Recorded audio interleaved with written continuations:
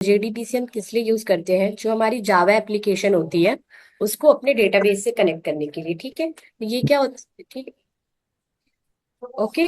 Yes ma'am. तो JDBC क्या है? बेसिकली ये एक एपीआई है जो कि क्या करती है, बीच में एक तरह से आप कह लो मिडलवेयर का काम करती है आपकी जावा एप्लीकेशन को डेटाबेस से कनेक्ट करने के लिए। ठीक है।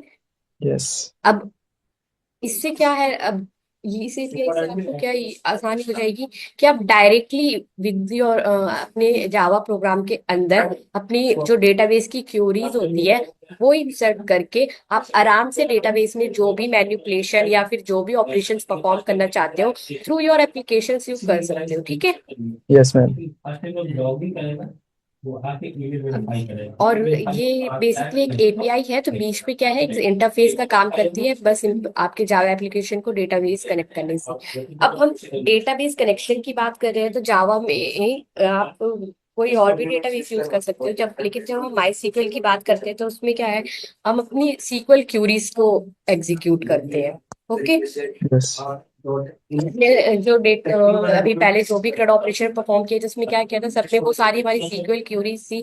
तो नॉर्मल कमांड की बजाय जो वो स्टेटमेंट वाली क्यूरीज होती है, जो मैंने कहा था कि हम एग्रीगेट फंक्शंस देखेंगे, तो वहां पे आपकी मल्टीपल लाइन ऑफ स्टेटमेंट होती है।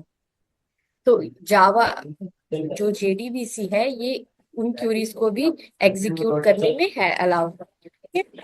यस मैम, इसमें वैसे मतलब ये है कि हम जावा में कोडिंग करेंगे पर एसक्यूएल हाँ, में। देखो अभी जो हम अपना कमांड लाइन क्लाइंट यूज कर रहे थे, अब उस इंटरफेस की आपको जरूरत नहीं है। आप डायरेक्ट अपने एप्लीकेशन में जो भी आप ऑपरेशन परफॉर्म करना चाहते हो डेटाबेस में, वो डायरेक्ट आप जावा एप्लीकेशन के थ्रू कर सकते हो। और वो यस। सारा, हाँ, वो सारा डेटा आपका कहाँ स्टोर हो रहा होगा? आपके डेटाबेस में। यस। जो भी आपने टेबल और वो क्रिएट की है, तो आपको अलग से जरूरी नहीं है कि डेटाबेस के अंदर जाना पड़ेगा। अपने डेटाबेस खोल के उसके अंदर क्वेरी लिखोगे तभी परफॉर्म होगी। ओके। Yes ma'am.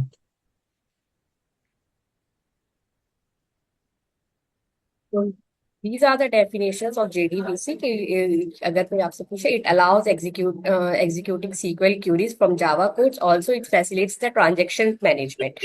अब हम Java applications में जब SQL queries लिख रहे हैं तो देखो जावा में आपने हमने एक्सेप्शन हैंडलिंग पढ़ी थी। Yes ma'am. तो ये क्या करती है, ये आपको फैसिलिटेट कर, अब इस एक्सेप्शन हैंडलिंग और मल्टी थ्रेडिंग यूज करके आप अपने जावा एप्लीकेशन में क्या कर सकते हो, अपने डेटाबेस में एरर फाइंड आउट इजीली कर सकते हो। जब भी आप नॉर्मल कमांड लाइन क्लाइंट में क्या होता है, अगर आप किसी एक कोड के नेक्स्ट किसी भी क्यूरी के पास आके अगर आप अटक जाते हो तो आपका प्रोग्राम वहीं पे स्टॉप हो जाता है। जी मैम। दोबारा से आपको रीस्टार्ट करना पड़ता है या जो भी है। तो यस, तो अगर हम जेडीबीसी यूज कर रहे हैं तो हम जावा के प्रोग्राम के साथ साथ अपनी सीक्वल क्वेरीज को इजीली एग्जीक्यूट कर सकते हैं।